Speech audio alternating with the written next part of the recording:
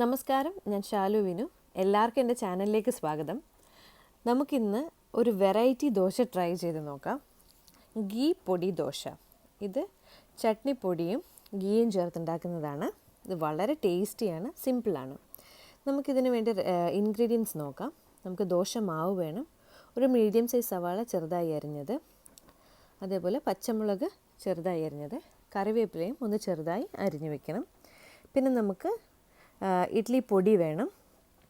അതിൻ്റെ റെസിപ്പി ഞാൻ ഡിസ്ക്രിപ്ഷൻ ബോക്സിലിടുന്നുണ്ട്. പിന്നെ ഗീയും വേണം. നമുക്ക് ആദ്യം ഒരു ദോശക്കല്ല് അടുപ്പിൽ വെച്ച് ചൂടാക്കിയിട്ട് നമുക്ക് ഓയിൽ വെച്ച് അതൊന്ന് ഗ്രീസ് ചെയ്ത് കൊടുക്കാം.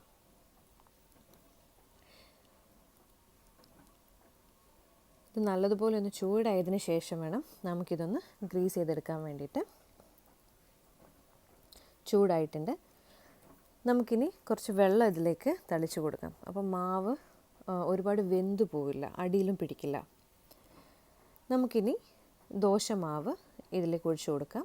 അതിനുശേഷം നമുക്ക് ഈ ദോശയൊന്ന് പരത്തി കൊടുക്കാം.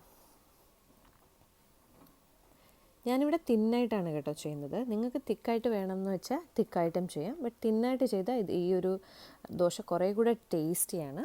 അപ്പോൾ കുറച്ച് നല്ലതുപോലെ പരത്തി കൊടുക്കാം. തിക്കായിട്ട് വേണമെങ്കിൽ ഒരുപാട് പരത്തി കൊടുക്കേണ്ട ആവശ്യമില്ല, ചെറുതായിട്ടൊന്ന് പരത്തിയെടുത്താൽ മതിയാവും. ഇനി നമുക്ക് ഇതിലേക്ക് 1 ടീസ്പൂൺ ഗീ ആഡ് ചെയ്ത് കൊടുക്കാം. ഈ നെയ്യുടെ ടേസ്റ്റാണ് മെയിനായിട്ട് ഇതിൽ വരിക. നെയ്യുടെയും പൊടിയുടെയും ടേസ്റ്റ് വരും കേട്ടോ. ഇനി നമുക്കതിന് മേലെ അരിഞ്ഞു വെച്ചിരിക്കുന്ന സവാള ചേർത്ത് കൊടുക്കാം.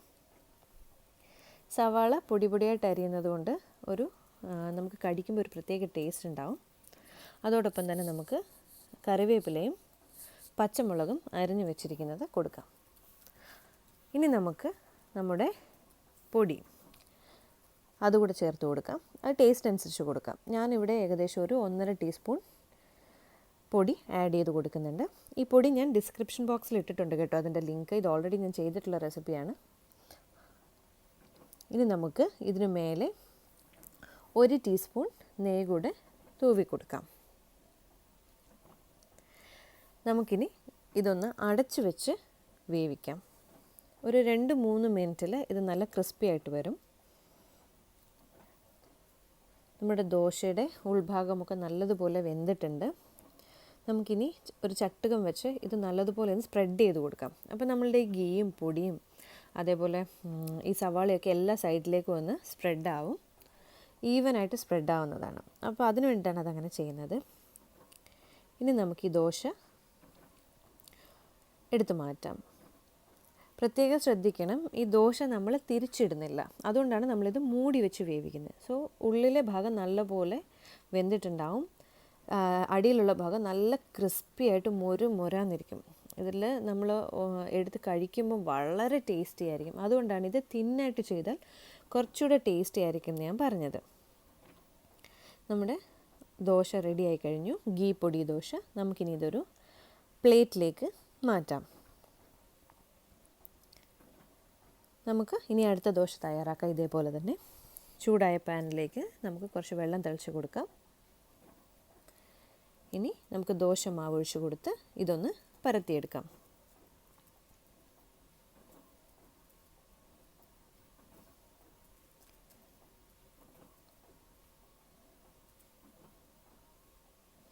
ഇനി നമുക്ക് ഇതിലേക്ക് ഗീ ആഡ് ചെയ്ത് കൊടുക്കാം. നിങ്ങൾക്ക് കുറച്ചുകൂടെ ഹെൽത്തി ആയിട്ട് വേണം എന്നുണ്ടെങ്കിൽ ഇപ്പോൾ ഗീ തന്നെ ആഡ് ചെയ്യണം എന്നില്ല. ഗീ നല്ല ഹെൽത്തിയാണ്, ബട്ട് ഒരുപാട് ആവശ്യമില്ല എന്നുണ്ടെങ്കിൽ എണ്ണ ആഡ് ചെയ്യാം കേട്ടോ അതിന് പകരം. ഇനി സവാളയും പച്ചമുളകും കറിവേപ്പിലയും ഇട്ടതിന് ശേഷം നമ്മളുടെ പൊടിയും ആഡ് ചെയ്യാം.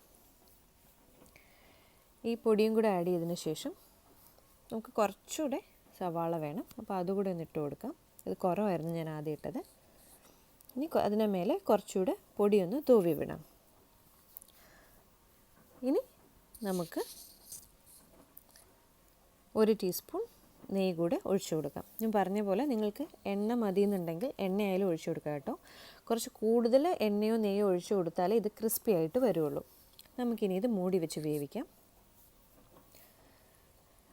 നോക്ക് നമ്മുടെ ഉൾഭാഗമൊക്കെ നല്ലതുപോലെ വെന്തിട്ടുണ്ട്. മാവൊന്നും പച്ചയായിട്ടില്ല, എല്ലാം വെന്തിട്ടുണ്ട്. ഇത് സ്പ്രെഡ് ചെയ്ത് കൊടുത്തതിന് ശേഷം നമുക്ക് വീണ്ടും ഈ ദോശക്കല്ലിൽ നിന്ന് മാറ്റാം.